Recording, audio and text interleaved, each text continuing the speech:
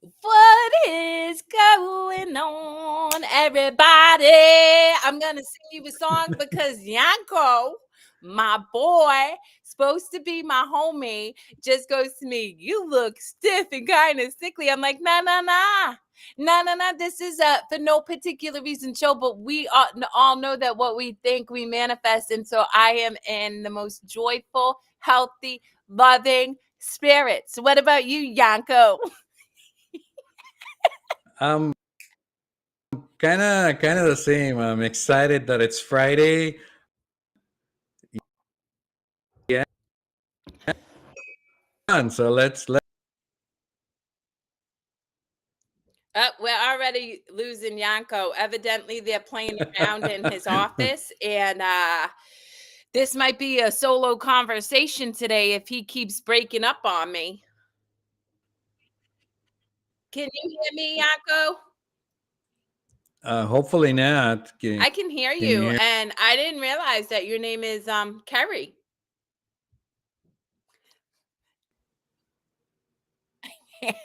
Anyway, Let's guys, see what that I is can do. just the way it goes with technical stuff. It's just kind of the way it rolls. So I am coming on. One, if any of you are out there watching, we would love to hear from you and get your thoughts on really whatever it is you're inspired to talk about. And secondly, I want to, it's so interesting that you were saying I'm stiff and sickly because I just got an unexpected call from a beautiful friend of mine who was talking about their journey in wellness, and I shared with them it's awesome to change your diet, it's awesome to incorporate weights, it's awesome to do all these things, but if you don't change your mindset, then eventually you won't experience the fruits of your labor because what you believe in here manifests externally. That's right. Yeah, and a lot of the times, not only that, but your body reflects of what's inside. Anytime, in the easier example of that, it's when you get angry at somebody, you unconsciously frown like that. Your body express whatever it's going on in inside. Yep. So yeah. Yep. Exactly. So don't mind me. I am just attempting to be a tad bit more technically savvy today, guys, which is always at Whoop, best whoop. up for question. Yanko will attest. I be going off about tech with him. But All that's all right. right though. You're doing an amazing job. Like what I love about it is that you're persistent and you don't give up. A lot of people that I know, as soon as like maybe at the first hurdle or the second, they'd be like, okay, this is it. This isn't for me, and they'll just like throw their hands up and that'll be it. Yeah. Well, you know what's interesting is that I I actually got the Bright Side Chronicles on a podcast platform last night, which is why I was stiff this morning, mind you, because I'm like you, Yanko. I have to be in a zone. If I don't feel it, I'm not doing it because there's no point in me exerting forced energy. It's not going to work out the way I like. I'm just going to feel some type of way.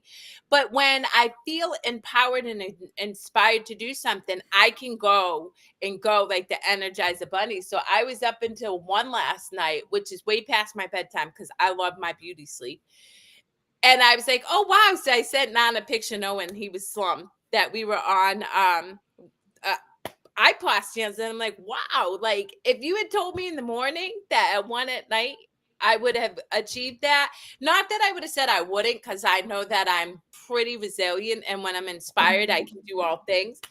Uh, but I wouldn't have given it a second thought. I'd have been like, oh, okay. Yeah, yeah.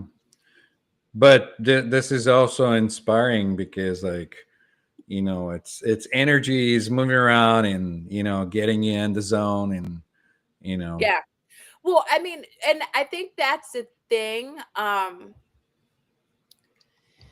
You know, I don't know. I think my ability to know my ability has come from just being tenacious, being resilient, and being unwilling to quit when I want to achieve something. That's right.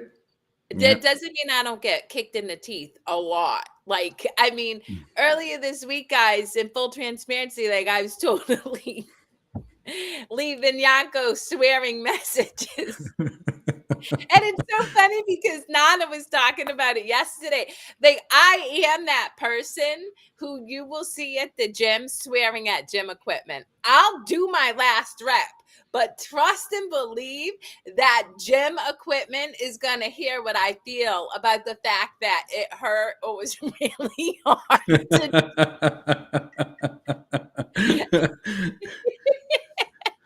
Yeah, I just think it's amazing. Well, sometimes you gotta go with what it feels all right in that moment. Like no judgment or anything. Um, Yeah. Well, you know, go ahead. let's I kind of want to go back to this idea of our subconscious. Obviously, you're a hypnotist, so you know more than some or many around how our mind, our idea, plays an intricate role in how we view external circumstances. So, how do you address limitations within your own subconscious, Yanko? Well, first of all, I have to discover the limitation. So I have to be observant of behaviors or limits or beliefs. Like if something comes out, I have to question it, not just take it as is, because the the job of the mind is to keep you supported and to keep giving you information that you need. Um, but it's not always the information that it's useful at that very moment, or it could be a pattern that it's limiting or anything in between. So the first step is to be able to recognize when thoughts are coming up or surfacing in the mind, and are they really true, to expect what's coming up, not just take it as something that it's um, already being confirmed. Yeah. Because a lot of the times things that come out things that served us in the past might not serve us in this very moment, or there might not be true or not applicable. But So, it's uh, like it's like if I have, yeah, go ahead. for our listening audience, like, can you give me an example? So, I want this to be like, give an example of something that may have come up for you. I don't know, more recently, that in the past you might have needed to examine, but now you're kind of like, oh, it's just a thought, and it's, you know what I mean? Something you flushed out. Right. Let me see if I can think of something, because like I don't make a list of those things, and like I don't, if they come up, I address them in the moment and then let it go or change it.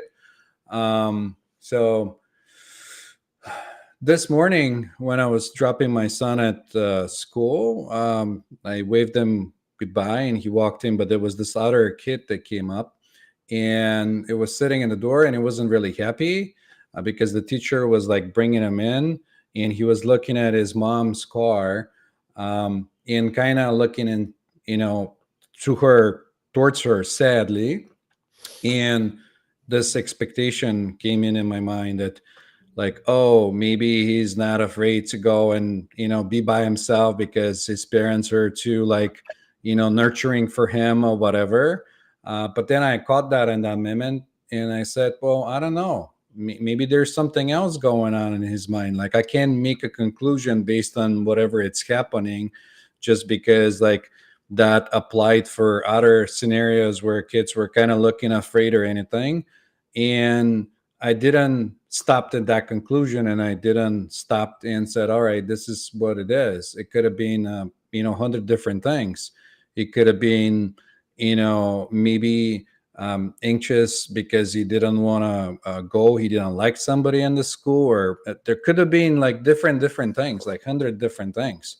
So that was one thing that kind of stopped me there, and I've seen that thought coming up in my mind, and examined it, and I didn't made a conclusion. I didn't said, okay, this is what it is, and just got to that point. Does that make sense?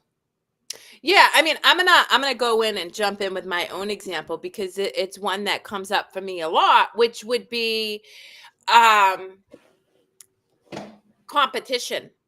I was brought up with this Mm, idea that I was in constant competition with others. And so even now in like speaking engagements or whatever, at times I'll have a thought that's like, "Oh, I need to," but to your point, I've already like examined that belief. I've established to the best of my ability where I'm at because I do believe I'm constantly peeling back the layers, and I can't speak to what I still need to release or heal from. I don't know because I am in this moment. But what I do know is I'm aware of that thought and I just laugh about it. And I think about two things that come up for me often, and this goes to the listening audience and to you, Yanko, is one, I believe from all of my studies around spiritual texts, scientific texts, quantum physics that, measures energy, that when we talk about judgment, the last judgment in a lot of these great books that are worshiped is the last time we judge. Our superpower is in removing judgment, is in bearing witness to the experience we're having without labeling it or making an assumption about what that is. That's where I stay in alignment. It's where I stay peaceful. But that's not to say I don't have thoughts, because I do, uh I go to a gym with amazing, incredible women who put in so much work, right? They're gorgeous. I could have a thought, wow, that person is so beautiful. I'm not as beautiful as them. And then I'm just like, that's ridiculous. It's just a narrative that came up from belief systems that were once very much seeped into my psyche, that I was very attached to, that I believed to be true. But then I just let it go. And the other thing I always think about is, and this is something I carry with me every day, and this is how I shift from fear-based thinking to joy instantly, is I think about uh don't be afraid of the illusionary thought, because all it is an opportunity to choose again.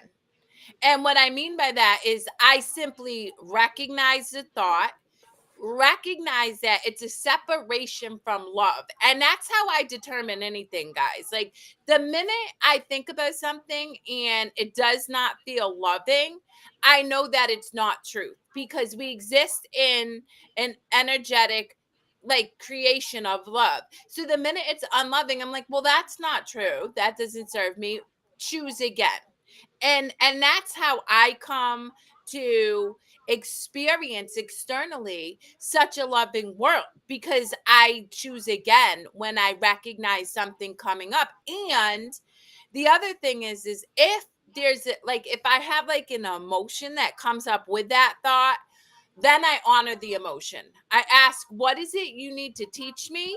Right. And then what do I need to let go? What belief am I still carrying that no longer serves me, so that I can be released of this um energy that feels icky for me? And I know that people are like, oh, you need to have emotions. Yes, we do. But I would rather sit in joyful emotions than icky ones. So, what's causing me to feel icky? And then what do I need to release so that I can come back to a peace, to alignment, to love? Because I believe that that is our natural state of being, is loving. right. And you're right about that. In that particular one with the competition comes out a lot with people, and he came out with me at the beginning of when I was starting off to um, work on my new business. Because I was taught and brought with that emotion of, or not emotion, but that mindset of competition, that you have to be, you have to fight to survive, and there's not enough, and there's lack and other things like that. And um, that it's something that comes up now. It doesn't come up as often like it's coming up for you, um, but you pointed out really good to everyone that when you go through something, it doesn't mean it's not going to come back. It's going to come up again and again, but the way you look at it, it's going to be a different way, or different. You're going to have a different perspective for it. You're not going to look at it the same way you've seen it the first time around. Now you're going to look at it as something else. Yep. And that's just how it is with everything, not only with emotions or thoughts, but every moment it's different from the previous moment. So you can't have the same thing repeat itself. Even so it might look like it's repeating or it's going on repeat, it's not. It's totally different. But because your mind it's expecting to see that, you might recognize it by similarities. And there is a lot of those things out there now, coming out on a lot on the internet a lot, where they have those visual illusions where you look at something, and then 2 seconds later they tell you, well, maybe focus on that. And when you focus your perception, instead of seeing a class, it come up as a person or something else. Depends on how your perspective changes, but it's the same thing. It's not, it's identical. It doesn't change. Your perspective changes, or the way you look at things. And other examples I can give that people might relate to is, in dark, you look at on the street as a rope, and you might mistake it for a snake. But when you get up close, it might just be a rope. So your mind will try to figure things out. Same as looking at darkness. If you're really in dark spot or in a room and you're looking, then your mind might start showing you different clouds that look like something, or different things, almost trying to picture something out of the darkness or make sense of whatever it's happening, while your eyes are adjusting to um, your environment. So it doesn't mean that that's there. It might look like something, but it doesn't, because again, um, that's just how it is. There's so many examples of that.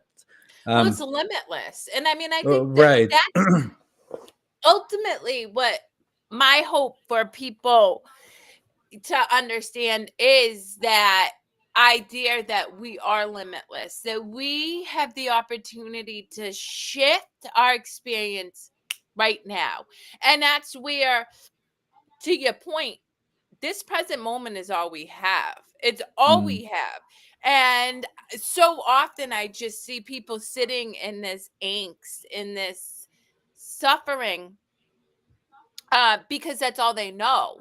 But the reality is even like the smallest thing, like feeling into your heart, has the opportunity to shift your perspective from one of like angst and lack and fear-based thinking to joyful thinking. And it really just comes from one, awareness that you feel icky, right? Like you don't even have to know all the thoughts, guys. Like this is so important for people to hear.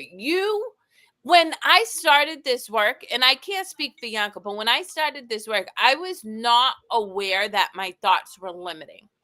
I didn't have any concept of the power of my mind. The one thing I did fundamentally know is I did not like how I felt. And so, going back to what Yanko said earlier about the fact that I stick to something, the thing about me is I was going to be focused on achieving the result of feeling good. That was it. And even if it meant decades and decades and decades figuring that out, I was going to do it, and I did. So I encourage you, even if you don't understand what those beliefs, those thoughts are right now, if you feel icky, what's one thing in this right now moment that you can do that's going to shift you out of feeling that icky? Is it smelling a rose? Is it going for a walk? Is it hugging your 2-year-old kid? Is it calling a friend who affirms you? Is it feeling into your heart and just listening to the beating of it? Whatever it is, the minute you choose to do that, you've shifted out of that experience of ick into something that feels better. And the more you do that over the course of your moments, the more your feeling good in here starts to show itself externally. And that's our superpower. Right. Because both are connected. When and I use that a lot when I work with people. I tell them when the mind it's when the mind it's relaxed, the body it's relaxed, and when the body it's relaxed, the mind it's relaxed. Because the same thing, if you're inside, the body shows it, um, without you knowing. So when you're like joyful inside and everything, you don't have to do anything outside. The body just shows it, and people are like, "Wow, this person it's radiating with something. I want to have some of that." Like, I don't know what's going on.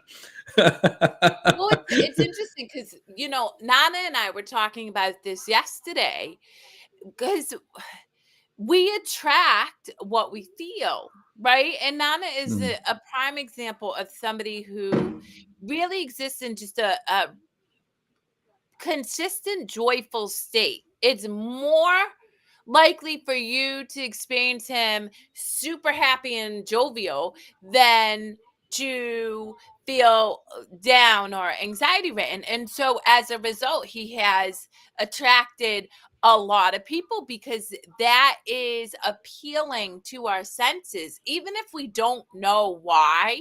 right, Right? We can't logically put it into words. We're like, oh, I want to be around that person. But the way in which we experience that is to feel that way internally for ourselves first. right. And I wanted to add something to what you were saying because I wanted to add that earlier on. A lot of the times, a lot of the deeper things that are in our psyche, um, they might not be they might not be when they come up like emotions. They might not be um, you might not be consciously aware of why they're coming up or what is the cause, because not everything is accessible to the conscious mind, which will be in the whole being of you.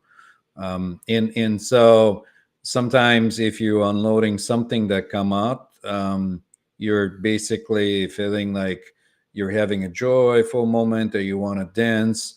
And when that happens, when that happens to me, I'll give myself as an example. First thing that'll come up is like, why am I already feeling that? Like, what's the cause of that, and why is it happening? And if it's something unusual because it's not happened very often, I might start making assumptions of like, oh, maybe because of this, or maybe because of this other thing, instead of just being in the moment with whatever is, not like making any assumptions because you're not aware on conscious level of like, why is this coming up? Maybe, you know, going back, but again, those are assumptions and maybes. Like, you can take it as 100%. But let's say maybe you wanted to dance on one point of your life, and at that moment you felt like this is silly, and people will laugh at you or whatever, and you didn't do it. You know, you know what that just reminded me of? You're like, Jim ah, Carrey did that. Jim Carrey did that on the on one of the shows where he like flipped his hands like that, and I did that thing. well, but that's but again, that's but that's how life is, though. That's exactly how it is. If you have to describe it to somebody, or if I have to describe it to somebody, that's what I'll do. And that's why I think Jim Carrey did it when they were interviewing him. yeah, I mean, the Like, again, I was just, the more I learn about myself, and I don't want to subscribe to the fact that I'm all knowing, because in any given day, I'm a whole hot mess express. But the more I learn about myself, the more I truly believe our superpower lies in the spontaneity of this present moment. It's not this expectation of how Yanko and I are going to convey whatever it is we're meant to convey to you. It's not how I'm going to show up as soon as this show's over for the person I'm meant to meet. Whatever the case is, right? Like, the reality is when we just allow ourselves to be present in this moment, which means I'm intent on my mind just being here, feeling into my body, feeling into the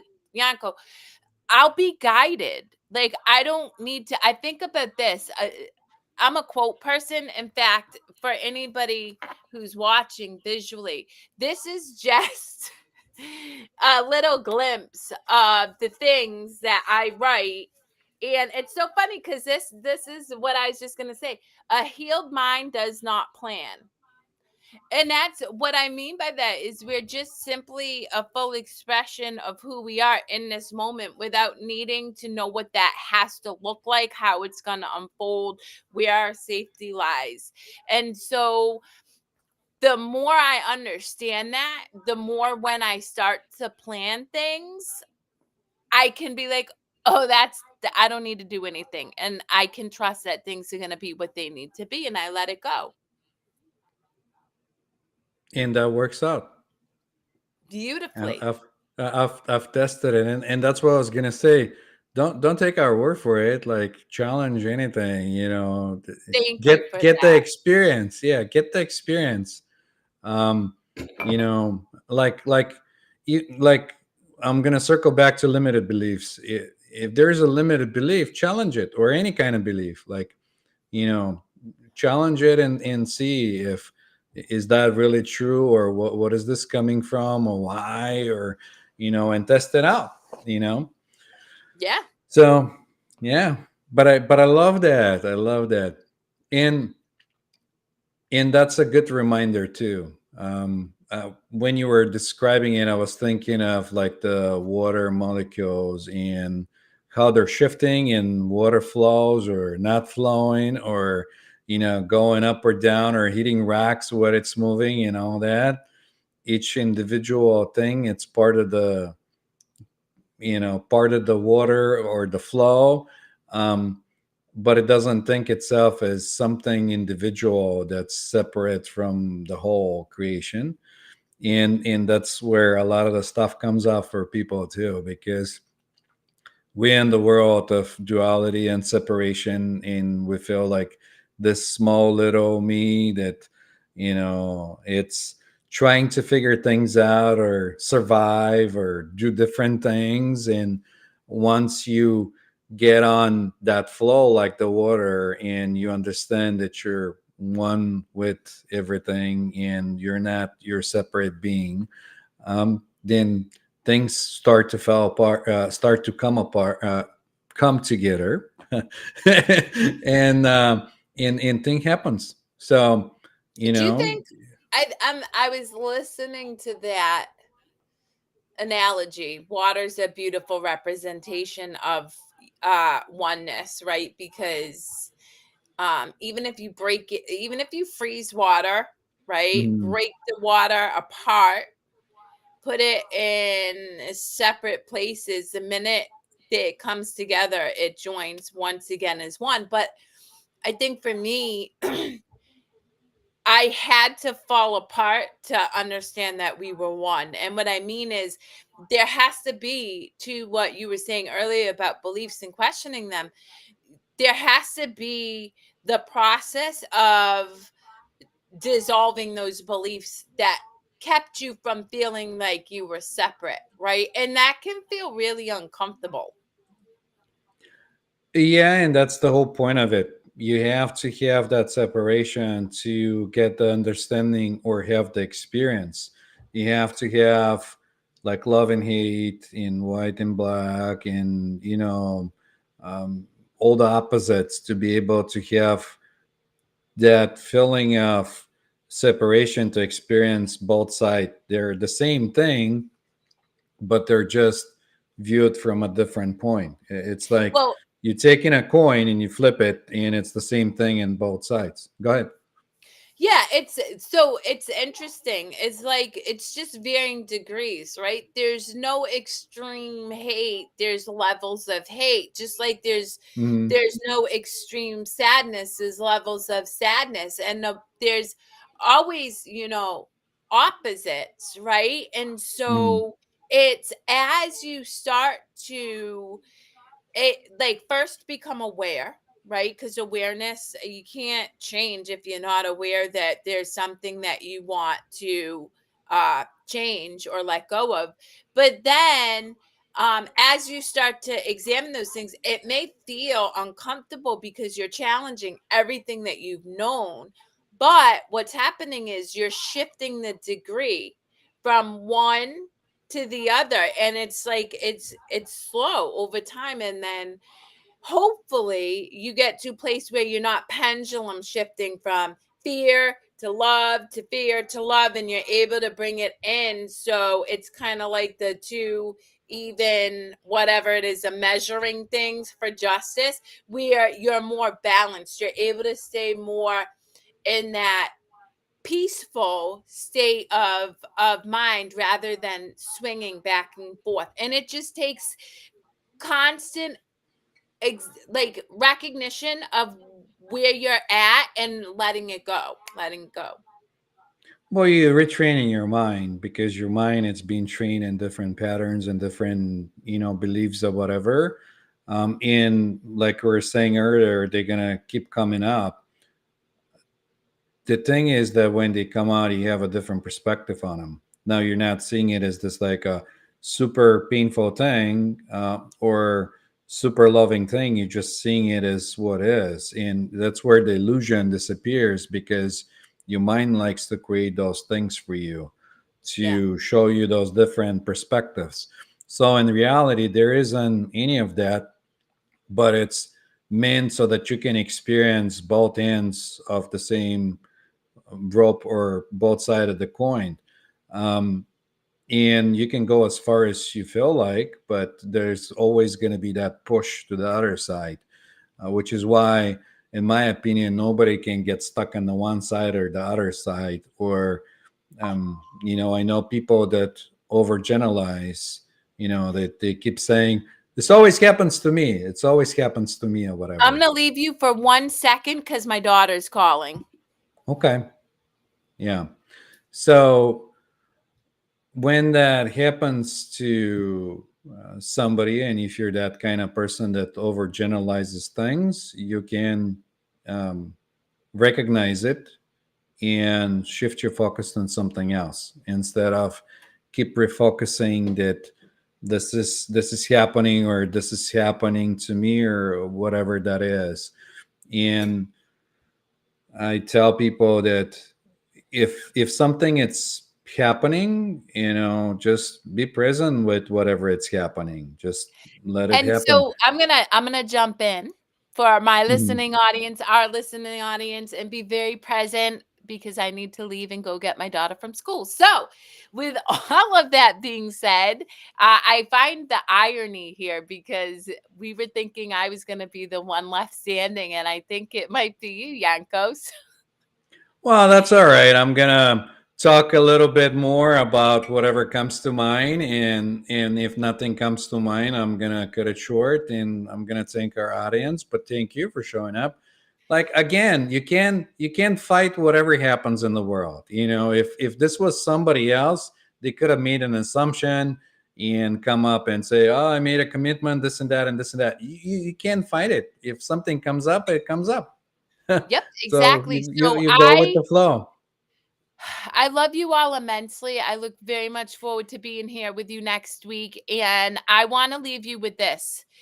Um our greatest gift is ourselves, like our unique individual selves. So I encourage you to give yourself permission to honor you in whatever way that feels like, and know that that's enough, because you are enough. I'm honored that I have this time and space with Yanko, and I will see you all next week.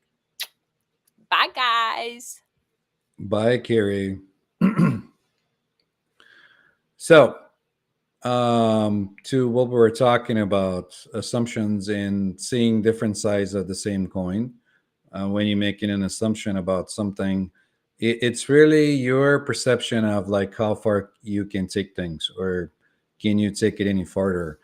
And a lot of the times you think, or you might be thinking that you're not liking a situation, or you're not liking an experience and the way it's unfolding, and there might be a position where you think that you might want to change things, or wanting to change the experience, but it is something that it's happening, and the more you fight it, um, the more uncomfortable you're going to feel about it. So usually I tell people, you can take any experience to the extreme you want to take it. You can go as far as you want to go with an experience that it's happening, or you might be thinking that it's happening to you. In and and push the limit until you get to the point where you're like, okay, this is enough. The way I can see it, or describe it from personal experience, is like going to a dance party or a club, and some of the people might stay up until the club closes, or some people might even stay up until the morning and go to an after party if the club continues to work. But then there's different people that have a point when they say, all right, this is enough for me, I gotta go and be kind of in peace. So that's usually how it is with any kind of experience that might be unfolding for somebody.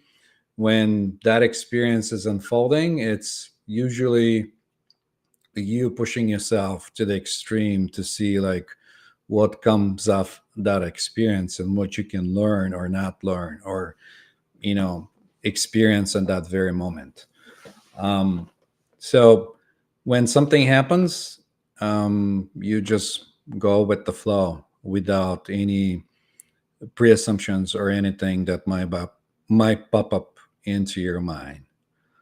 And with that, I'm gonna ask if there is anything else, or if anybody has any comments, or if anybody wants to ask any questions. I'm gonna look at the chat. Um, just kind of wait to see what it comes up that I can talk about, that I might get inspired to talk about.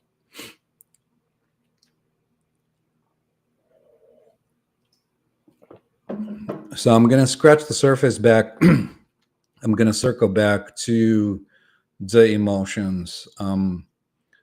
Now we're in a times when everyone has different kind of emotions coming up onto their psyche, and some might feel good and some might not feel good, and some might feel semi kind of strange. And it's okay if you don't know consciously why those emotions are coming up, or are happening in that very moment. If you allow that to happen and just observe it without judgment, or without trying to figure out why that it's coming up, it'll go away faster than if you're trying to um, consciously understand why that emotion it's coming up and why it's happening. Because I see people having different emotions happening in different times during the day or night, and not with no particular reason for that to happen. And I also see it with some of the clients that I work with that have that happen to them. And when I ask how can I help, they say, well, I'm having this kind of emotions that are coming out, and I don't know, this is kind of weird. I don't know why they're coming up. They're coming up on different times. They're coming up at different places. And I just want to know, but sometimes it's not meant for you to understand it on a conscious level because it's happening in a different level.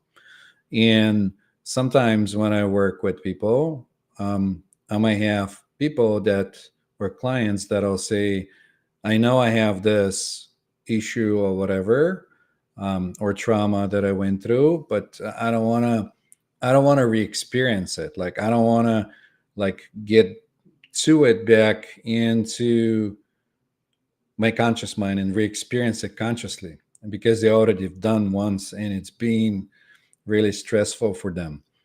So in a way that could be processed on a deeper level without being brought up to the conscious.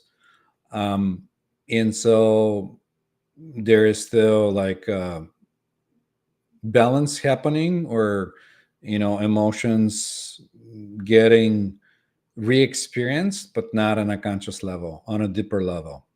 So that might be what's happening to some people that have emotions that are happening with no reason, without anything that connects to what's happening in that very moment when they're experiencing that emotion, in not knowing consciously why it's happening. That might be overwhelming, or might raise some questions of like, why is this happening? Because like you might be just driving your car and all of a sudden you're feeling like you want to cry for no particular reason. There weren't any thoughts, you weren't thinking of somebody that you're missing or anything. There's no reason for that emotion to be there and that specific time, or anything that it's known to you in conscious level. Like usually when you're experiencing different things, you can connect it to your surrounding or what's happening, and say, well, I'm feeling angry because so and so it's making me angry, and connect it to your environment or whatever it's happening. But when the other ones are happening, they're more in a deeper level, they're not on a conscious level.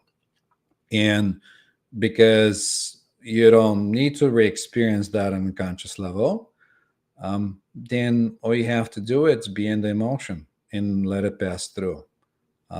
That's pretty much it. So if that's helpful to anyone, I'd like to say that if you have any questions or anything that comes to mind, to shoot me an email or get in touch with me on social media or message or whatever. Um, and I want to open a little side note that I'm not psychotherapist, not a doctor. I don't cure people. I don't do any kind of psychotherapy. I don't none of that stuff. I'm just sharing my experience with audience, and that's pretty much it. So, with that being said, we're getting close to an hour. I'm not getting any kind of inspiration to talk about anything else. So, with that, I'm gonna end the stream and wish you all the best. And thank you all for sticking around and vibing with me and Kerri. Um, and please like, share, subscribe, all that wonderful stuff. Send it out there. Really help us in the algorithm to connect us with the right people that vibe with the information that we're putting out there. And have a wonderful weekend. And have fun. Bye.